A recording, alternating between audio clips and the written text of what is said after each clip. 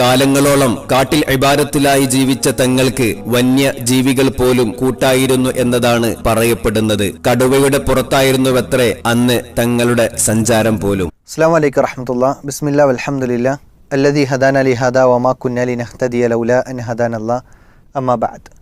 ഏറെ സ്നേഹാദരനരായ സത്യവിശ്വാസികളെ, വിശ്വാസിനികളെ, ജാറങ്ങൾ ഒരു വലിയ പ്രതിസന്ധിയിലാണ് മുന്നോട്ട് പോയിക്കൊണ്ടിരിക്കുന്നത്.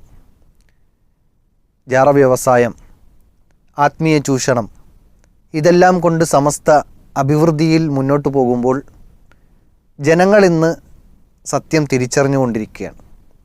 അതുകൊണ്ട് തന്നെ അത്തരം ജാറങ്ങൾ, ജാറ വ്യവസ്ഥകൾ ഇന്ന് ഇസ്ലാമിൻ്റെ കാഴ്ചപ്പാടിൽ എങ്ങനെയാണ് ഇതിനെയെല്ലാം നോക്കിക്കാണേണ്ടത് എന്ന ഒരു യാത്രയിലാണ് വെളിച്ചം സീരീസ് ഇന്ന് പോയിക്കൊണ്ടിരിക്കുന്നത്. ഇന്ന് നമ്മൾ കടുവയിൽ പള്ളി എന്ന് പറയുന്ന ഒരു പള്ളിയും അവിടെ അടക്കപ്പെട്ട മഹാനും അതുമായി ബന്ധപ്പെട്ട ഒരു ചരിത്രത്തിലേക്കാണ് നമ്മൾ പോകുന്നത്. അവിടുത്തെ ചരിത്രം, ഒരു ചരിത്ര ഗവേഷണം ചെയ്യുന്ന ഒരു വ്യക്തിയുടെ വീഡിയോയിൽ നിന്ന് നമുക്ക് ആദ്യം കേൾക്കാം. പഴമയുടെ പ്രൗഢിയും ആധുനികതയുടെ ഉൾവിളികളും ഒരേപോലെ എഴുന്നു നിൽക്കുന്ന നാട്. ഇവിടെയാണ് ദക്ഷിണേന്ത്യയിലെ പ്രധാന തീർത്ഥാടന കേന്ദ്രങ്ങളിൽ ഒന്നായ കടുവയിൽ തങ്ങൾ മക്കാമും കടുവയിൽ പള്ളിയും സ്ഥിതി ചെയ്യുന്നത്. അപ്പോൾ ഇതൊക്കെ പറയുമ്പോഴും ഇവർക്ക് അടിസ്ഥാനപരമായി ഇതിൻ്റെ ശരിയായ വശങ്ങളെക്കുറിച്ച് അറിയില്ല എന്നത് 100% ഉറപ്പാണ്. കാരണം ഞാൻ ഇതിൻ്റെ വീഡിയോ ചെയ്യാൻ വേണ്ടി പല വീഡിയോകളും തിരഞ്ഞപ്പോൾ എല്ലാവരും പറയുന്നത് വ്യത്യസ്തമായ അഭിപ്രായങ്ങളാണ്. ചില ആളുകൾ പറഞ്ഞു 750കളിലാണ് ഇതിൻ്റെ ഖബർ കണ്ടത് എന്നാണ്. എന്നാൽ ചില ആളുകൾ അവരുടെ വീഡിയോകൾ ചെയ്തപ്പോൾ പറഞ്ഞു കഴിഞ്ഞൊരു 350 വർഷത്തിനിപ്പുറമാണ് ഈ ഒരു പള്ളി സ്ഥാപിതമായത്, ആ ഒരു ഖബർ അവിടെ വന്നത് എന്നാണ്. അങ്ങനെ തുടങ്ങി വ്യത്യസ്തമായ അഭിപ്രായങ്ങൾ. 350 വർഷം പോലും പഴക്കമില്ലാത്തതാണ് എന്നൊക്കെയാണ് പറയുന്നത്. അപ്പോൾ ഹിജറ 750 ആണെങ്കിൽ ഒരു 500ഓളം വർഷങ്ങൾ പിന്നിട്ടു. 500 മാത്രമല്ല 800ഓളം വർഷങ്ങൾ പിന്നിട്ടു. അപ്പോൾ ഇവർക്ക് അടിസ്ഥാനപരമായി ഇതുമായി ബന്ധപ്പെട്ട ചരിത്രത്തിൽ ഒരുപാട് അഭിപ്രായ വ്യത്യാസങ്ങളുണ്ട്.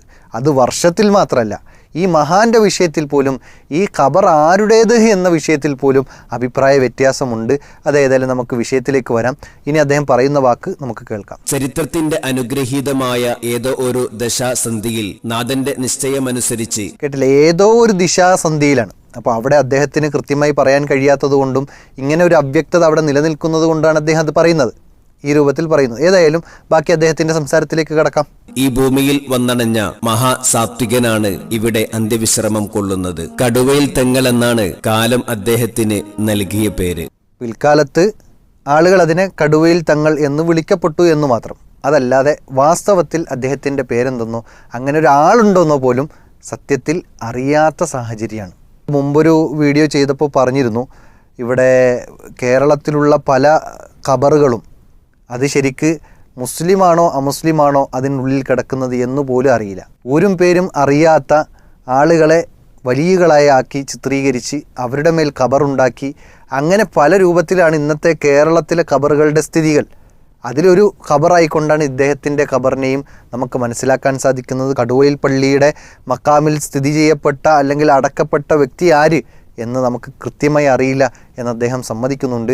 ഇനി അദ്ദേഹത്തിന്റെ ബാക്കി സംസാരത്തിലേക്ക് കടക്കാം. ജാതി മത വർഗവർണ്ണ വിവേചനങ്ങളുടെ അതിർവരമ്പുകളില്ലാതെ ദിവസവും 100 കണക്കിന് ആളുകളാണ് ഇവിടെ സിയാറത്തിനായി എത്തുന്നത്. അതെന്തായാലും വേണ്ടത് തന്നെയാണ്. കാരണം ഇവർക്ക് ബിസിനസ് ചെയ്യണമെങ്കിൽ മുസ്ലിങ്ങൾ മാത്രം വന്നാൽ പറ്റൂല, ഇതര മതസ്ഥരും വരണം. അപ്പോൾ അത് വരൽ അനിവാര്യവുമാണ്. അതുകൊണ്ട് തന്നെ അതിർവരമ്പുകളില്ലാതെ നാനാ ജാതി ആളുകൾ ഇതിലേക്ക് വരണം. വന്നാലാണ് ബിസിനസ് വരിക. അത് അവരുടെ ലക്ഷ്യമാണ്. അതുകൊണ്ട് ഇത്തരം ആചാരങ്ങളിൽ ഏത് ഖബറുകൾ എടുത്തു നോക്കൂ, തിരുവനന്തപുരം മുതൽ കാസർഗോഡ് വരെയുള്ള ഏത് ജാറങ്ങൾ എടുത്തു നോക്കിയാലും അവിടെ പറയുന്ന ഒരേ ഒരു ഐക്യമായ വാചകം ഇത് മാത്രമായിരിക്കും. എന്ത്? നാനാജാതി മതസ്ഥരും, ഹിന്ദു, മുസ്ലിം, ക്രിസ്ത്യൻ, അങ്ങനെ ഒരു വ്യത്യാസവുമില്ലാതെ. ഒരു വീഡിയോയിൽ പറഞ്ഞത് മതമുള്ളവനും മതമില്ലാത്തവനും എന്ന് വരെ പറഞ്ഞു. അപ്പോൾ മതമില്ലാത്തവൻ എങ്ങനെയാണ് ജാറത്തിൽ വരിക എന്നുള്ളത് വേറെ ചോദ്യമാണ്. ഏതായാലും അത്ര കണ്ട് ഐക്യമുള്ള ഒരേ ഒരു വിഷയം ഖബർ ജാറ പൂജകളാണ്. എന്ന് നമുക്ക് ഈ സംസാരങ്ങളിൽ നിന്നെല്ലാം മനസ്സിലാക്കാം. നേർക്കാഴ്ചകൾ കൂടിയാണത്. ഏതായാലും അപ്പോൾ ഖബറിൽ ഇത്തരം ആളുകൾ വരിക എന്നതും അവിടെ ബിസിനസ് നടക്കണം എന്നുള്ളതും കമ്മിറ്റിക്കാരുടെ ലക്ഷ്യം കൂടിയാണ്. അതിനുവേണ്ടി എല്ലാ പണികളും അവരെടുക്കും എന്നതിൽ യാതൊരു സംശയവുമില്ല. ഇനി കടുവയിൽ പള്ളി അല്ലെങ്കിൽ കടുവാ തങ്ങൾ ഇങ്ങനെയൊക്കെ പേര് വരാനുള്ള കാരണമെന്ത് എന്നതുകൂടി അദ്ദേഹം പറയുന്നുണ്ട്. അത് കേൾക്കാം. കാലങ്ങളോളം കാട്ടിൽ ഇബാദത്തിലായി ജീവിച്ച തങ്ങൾക്ക് വന്യജീവികൾ പോലും കൂട്ടായിരുന്നു എന്നതാണ് പറയപ്പെടുന്നത്. കടുവയുടെ പുറത്തായിരുന്നുവത്രേ അന്ന് തങ്ങളുടെ സഞ്ചാരം പോലും. അങ്ങനെയാണ് കടുവയുടെ പുറത്ത് സഞ്ചരിച്ച തങ്ങൾ എന്ന അർത്ഥത്തിൽ കടുവാ തങ്ങളായും പിന്നീട് കടുവയിൽ തങ്ങളായും അറിയപ്പെട്ടത്. അപ്പോൾ കേട്ടല്ലോ, കടുവയെ മെരുക്കി ഒന്നുകിൽ കൂടെ കൊണ്ടു നടക്കലോ അല്ലെങ്കിൽ വാഹനമാക്കിയോ ഉപയോഗിച്ചു എന്നാണ് പറയുന്നത്. അപ്പോൾ ഇത്രയും വലിയ മഹാനാണ് കടുവയിൽ തങ്ങൾ എന്ന് എപ്പോഴാണ് ജനിച്ചതെന്നോ എപ്പോഴാണ് മരിച്ചതെന്നോ അറിയാത്ത ഒരു സംഗതിയെക്കുറിച്ച് അദ്ദേഹം കടുവയെ മെരുക്കി ജീവിച്ചു എന്നുകൂടി പറയുമ്പോൾ അതുമാത്രം എങ്ങനെ കൃത്യമായി കിട്ടി എന്നതാണ് മറ്റൊരു ചോദിക്കേണ്ട ഒരു ചോദ്യചിഹ്നമായി നിൽക്കുന്ന ഒരു സംഗതി. ഏതായാലും അങ്ങനെ തന്നെ നമുക്ക് തൽക്കാലം ഒന്ന് വിശ്വസിച്ച് അത് അതിൻ്റെ ചരിത്രത്തിലേക്ക് മുന്നോട്ട് പോകുമ്പോൾ അദ്ദേഹം കടുവയെ മെരുക്കി ജീവിച്ചു എന്നതും ആളുകൾക്കത് വലിയ അത്ഭുതമായി എന്നതൊക്കെ അങ്ങനെ തന്നെ നമുക്ക് തൽക്കാലം വിശ്വസിച്ച് മുന്നോട്ട് പോകുമ്പോൾ ഇനി ഈ മക്കാമിൻ്റെ പ്രത്യേകത എന്ത്, ഈ ഒരു ജാറത്തിൻ്റെ പ്രത്യേകത എന്ത് എന്ന് പറയുന്നിടത്ത് അദ്ദേഹം പറയുന്ന ഭാഗം നമുക്കൊന്ന് കേൾക്കാം. കേരളത്തിലെ പല മക്കാമുകളിലും നടത്തപ്പെടാറുള്ളതുപോലെ വാർഷിക നേർച്ചകളോ ഉറൂസുകളോ ഇവിടെ നടത്തപ്പെടാറില്ല. അതൊരു നല്ല കാര്യമായിട്ടാണ് എനിക്ക് തോന്നിയത്. കേരളത്തിൽ അങ്ങോളം ഇങ്ങോളം ജാറങ്ങൾ എടുത്തു നോക്കുമ്പോൾ ഈ ആണ്ട് നേർച്ചകളും ഉറൂസുകളും വല്ലാത്ത ആർഭാടങ്ങളും മാത്രമല്ല ഇസ്ലാമിലില്ലാത്ത ആചാരങ്ങളും അനുഷ്ഠാനങ്ങളും വിശ്വാസങ്ങളും വച്ചു പുലർത്തുന്ന പല കോപ്രായത്തരങ്ങളും ഇന്ന് ജാറങ്ങളുടെ അടിസ്ഥാനത്തിൽ നടക്കുന്നുണ്ട്. ഏതായാലും അതില്ല എന്നത് നമ്മൾ ആശ്വസിക്കുന്നതോടൊപ്പം മറ്റൊരു ബിദ്അത്തായ പുത്തനാചാരമായ ചില കാര്യങ്ങൾ അവിടെ നടക്കുന്നു എന്ന് അദ്ദേഹം സമ്മതിക്കുന്നുണ്ട്. അതായത് നബിദിനം എന്നത് 12 ദിവസവും കെങ്കേമമായി ആഘോഷിക്കുന്നതാണ്. അദ്ദേഹം പറയട്ടെ. നബിദിനമാണ് വർഷം തോറും ഇവിടെ നടന്നുവരുന്നത്. വൈവിധ്യമാർന്ന പരിപാടികളുടെ സമ്മേളനമാണ് നബിദിന പ്രോഗ്രാം. നാടിന്റെ തന്നെ ഒരു ആഘോഷമായി ഇന്ന് ഇത് മാറിയിട്ടുണ്ട്. അപ്പോൾ കേട്ടല്ലോ, ഒരു സംഗതി ഇല്ല എന്നതുകൊണ്ട് അവിടുത്തെ വരുമാനം മുട്ടുന്നൊന്നുമില്ല. വരുമാനം കിട്ടാൻ വേണ്ടിയിട്ടുള്ള മറ്റു മാർഗങ്ങൾ അവർ സ്വീകരിച്ചിട്ടുണ്ട്. അവിടെ എല്ലാവിധ ആചാരങ്ങളും അനുഷ്ഠാനങ്ങളും ബാക്കി 12 ദിവസം കൊണ്ട് ഇവർ ഒപ്പിക്കുന്നുണ്ട് എന്നത് വേറൊരു വിഷയമാണ്. ഏതായാലും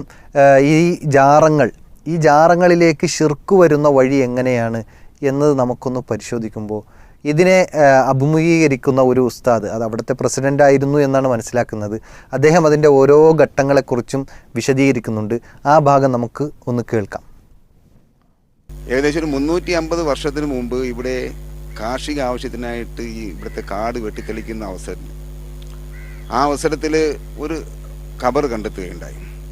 അപ്പോൾ അദ്ദേഹം കഥ ഉണ്ടാക്കി തുടങ്ങിയിട്ടുണ്ട്. അതായത് കാർഷിക ആവശ്യത്തിന് വേണ്ടിയിട്ട് അവിടെയുള്ള കാടുകൾ വെട്ടിത്തെളിച്ചു. എന്നിട്ട് അദ്ദേഹം ബാക്കി ചരിത്രം പറയുന്നു. അത് നമുക്ക് കേൾക്കാം.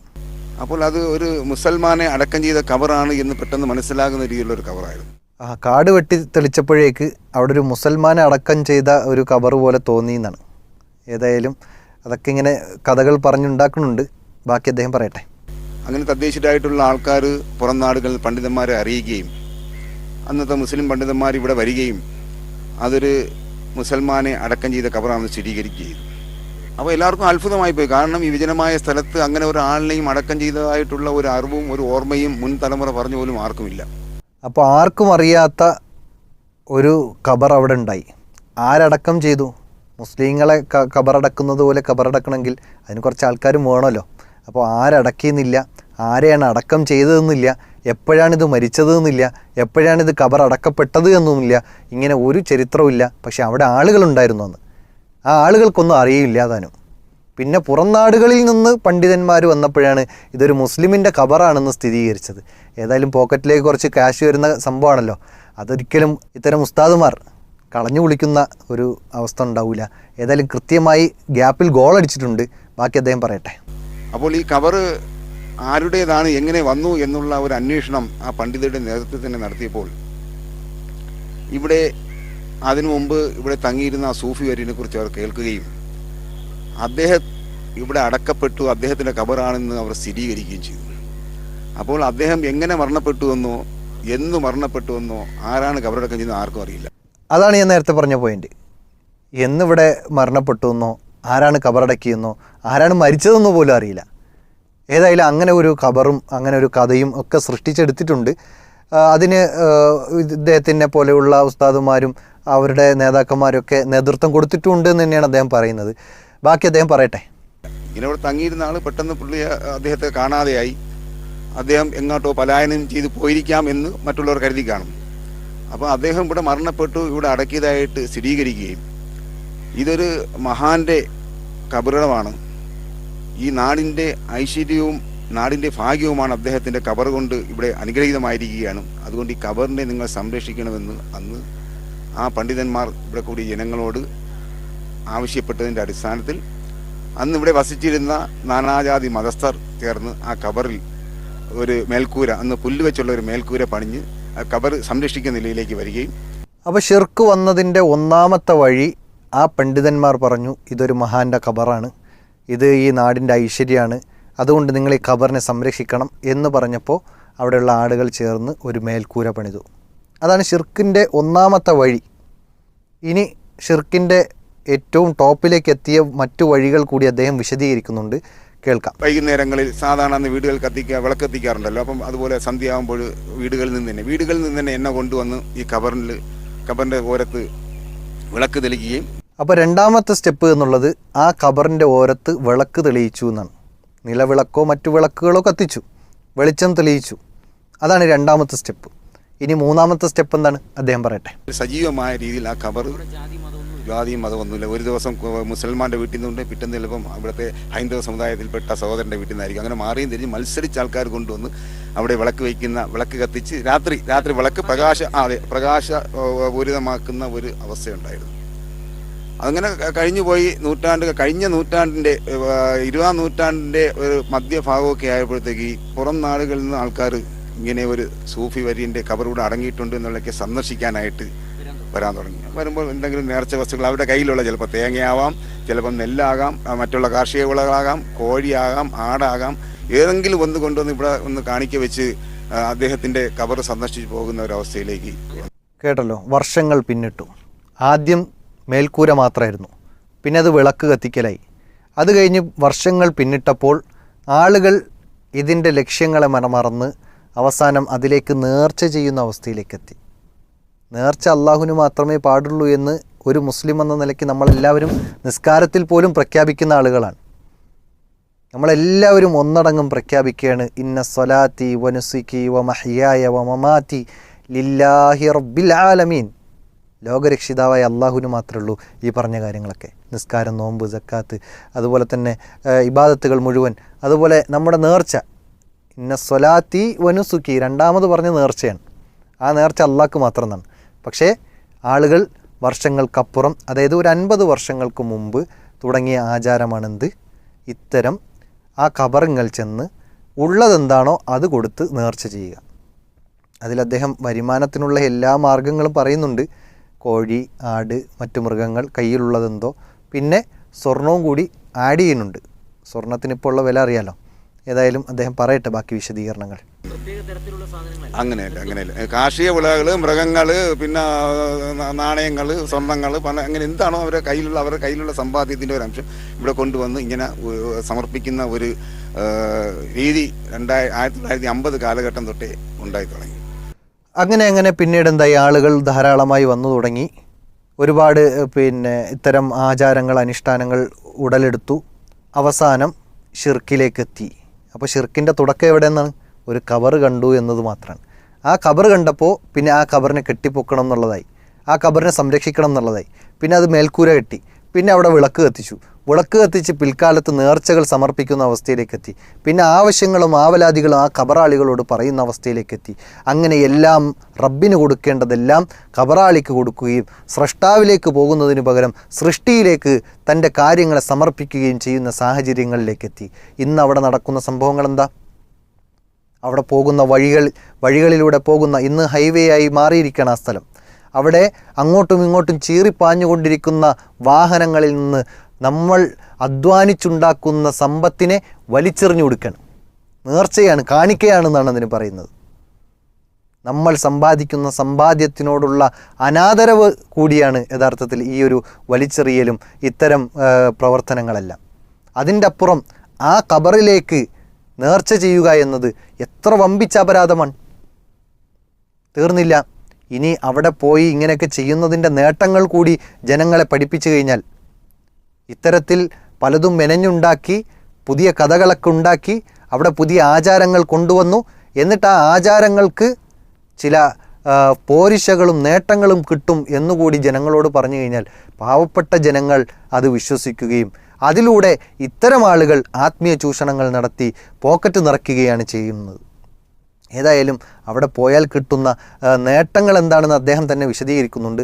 അതുകൂടി കേട്ടിട്ട് നമുക്ക് ബാക്കി സംസാരിക്കാം. പലരും പറഞ്ഞയക്കുന്നത് അത് മുസ്ലിം പണ്ഡിതന്മാരുണ്ട്, ഹൈന്ദവ പണ്ഡിതന്മാർ പറഞ്ഞ് കടുവാ തങ്ങളുടെ മക്ബറയിൽ പോയി നിങ്ങൾ ഇന്ന ചെയ്യണം. അപ്പോൾ കടുവാ തങ്ങളുടെ മക്ബറയിൽ പോയി ഇന്ന കാര്യങ്ങൾ ചെയ്താൽ എല്ലാം ശിഫപ്പെടും, എല്ലാം മാറും, എല്ലാ പ്രയാസങ്ങളും ദൂരീകരിക്കും എന്നൊക്കെയാണ് ഇദ്ദേഹം പറഞ്ഞു വയ്ക്കുന്നത്. ഇങ്ങനെ ഇത്തരത്തിലുള്ള അന്ധവിശ്വാസങ്ങളും അനാചാരങ്ങളും പടിപടിയായി വളർന്ന് അവസാനം ഷിർക്കിലേക്ക് എത്തുകയാണ്. ഇത് തന്നെയാണ് കേരളത്തിൽ നിന്നല്ല ലോകത്തെ ഏതെല്ലാം സ്ഥലങ്ങളിൽ ഇത്തരം ജാറ വ്യവസായങ്ങളുണ്ടോ, ജാറ കൃഷികളുണ്ടോ, അവിടെയെല്ലാം നടക്കുന്നത് ഒന്ന് ഉസ്താദുമാരുടെ പോക്കറ്റ് നിറയും, അല്ലെങ്കിൽ കമ്മറ്റിക്കാരുടെ വയറ് നിറയും. ഇതിൻ്റെ അപ്പുറം ഇപ്പുറത്ത് വിശ്വാസികളായ ആളുകളുടെ വിശ്വാസത്തെ ചോർന്നെടുത്ത് അവരെ ഷിർക്കിലേക്ക് കൊണ്ടെത്തിക്കുകയും ചെയ്യുകയാണ് ഇത്തരം ജാറ വ്യവസായങ്ങൾ ചെയ്തുകൊണ്ടിരിക്കുന്നത്. ഇത് വമ്പിച്ച അപരാധമാണ് എന്ന് തിരിച്ചറിയണം. കാരണം നമ്മുടെ എല്ലാ കാര്യങ്ങളെയും ഏൽപ്പിക്കാൻ നമ്മുടെ റബ്ബില്ലേ. അലൈസല്ലാഹു ബികാഫിൻ അബ്ദ, അടിമക്കല്ല പോരെ, പിന്നെ എന്തിനാണ് ഇത്തരം ആരാണോ എപ്പോഴാണോ മരിച്ചത്, എന്താണ് ഈ ഖബറിൽ കിടക്കുന്ന ആൾ, ഇത് ആരാണ് എന്ന് പോലും അറിയാത്ത ഒരു വ്യക്തിയോട് ചോദിച്ചിട്ട് എന്ത് കിട്ടാനാണ് നമുക്ക്? ഇസ്ലാം പഠിപ്പിക്കുന്നത് പ്രവാചകന്മാരോട് പോലും പ്രാർത്ഥിക്കാൻ പാടില്ല എന്നാണ്. നാളെ ഈസാ അലൈഹി ഇസ്ലാമിനെ ഉയർത്തെഴുന്നേൽപ്പിച്ചതിന് ശേഷം ഈസാ അലൈഹി ഇസ്ലാമിനോട് ചോദിക്കും, നിൻ്റെ സമുദായത്തോട് നിന്നോട് പ്രാർത്ഥിക്കാൻ പറഞ്ഞിട്ടുണ്ടോ എന്ന് ചോദിക്കുമ്പോൾ അള്ളാഹുവേ നിനക്ക് കാര്യങ്ങൾ അറിയാമല്ലോ എന്ന് പറഞ്ഞ് ആ നിഷേധിക്കുന്ന അവസ്ഥയാണ് അവിടെ ഉണ്ടാകുന്നത്. അങ്ങനെ ഒരിക്കലും ഒരു പ്രവാചകന്മാർ പോലും പറഞ്ഞിട്ടില്ല.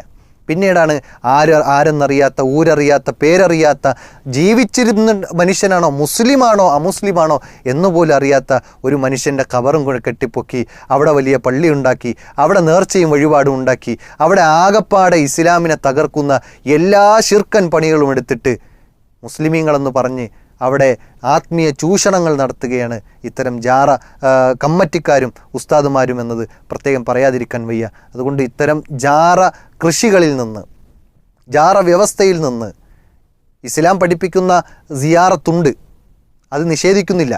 ഇസ്ലാം പഠിപ്പിക്കുന്ന സിയാറത്ത് എന്തിന്? അത് ആ ഖബറാളിക്ക് വേണ്ടി പ്രാർത്ഥിക്കാൻ വേണ്ടിയിട്ടാണ്. രണ്ടാമത്തത് ഫഇന്നഹാ തുദക്കിറുൽ ആഖിറ, പരലോകത്തെ ഓർമ്മപ്പെടുത്താനും കൂടിയാണ്. ഈ ലക്ഷ്യമല്ലാതെ മറ്റൊരു ലക്ഷ്യം ഖബർ സന്ദർശിക്കുന്നതുമായി ബന്ധപ്പെട്ട് ഒരു ലക്ഷ്യവും ഇസ്ലാം പഠിപ്പിക്കുന്നില്ല. പിന്നെ എങ്ങനെയാണ് ആവശ്യങ്ങൾ നിറവേറ്റാൻ, അസുഖങ്ങൾ മാറാൻ, കുട്ടിയെ കിട്ടാൻ, രോഗങ്ങൾ മാറാൻ, ജോലി ലഭിക്കാൻ, ഇങ്ങനെ തുടങ്ങി പല ജാതി ആവശ്യങ്ങളുമായി കൊണ്ട് ഈ ഖബറിങ്ങിൽ പോകാൻ ഒരു മുസ്ലിമിന് സാധിക്കുക? അതുകൊണ്ട് ഇതെല്ലാം അനാചാരമാണെന്ന് സമൂഹമേ നിങ്ങൾ തിരിച്ചറിയണം. ഈ ഖബർ വ്യവസായം ഇത് അവസാനിപ്പിക്കണം. അതോടൊപ്പം ഷിർക്കിൽ നിന്ന് മുക്തമായി തൗഹീദിൽ അധിഷ്ഠിതമായ ജീവിതം നയിക്കണം. അവിടെയാണ് വിജയമുള്ളത്, അതിലാണ് സ്വർഗം ലഭിക്കുന്നത് എന്ന തിരിച്ചറിവ് നമുക്കുണ്ടാകണം. അള്ളാഹു സുബ്ഹാനഹു വ തആല കാര്യങ്ങളെ കൃത്യമായി മനസ്സിലാക്കാൻ അള്ളാഹു തൗഫീഖ് നൽകി അനുഗ്രഹിക്കുമാറാകട്ടെ. വ ആഖിറു ദഅ്വാന അനിൽ ഹംദുലില്ലാഹി റബ്ബിൽ ആലമീൻ. അസ്സലാമു അലൈക്കും വറഹ്മത്തുള്ളാഹി വബറകാതുഹു.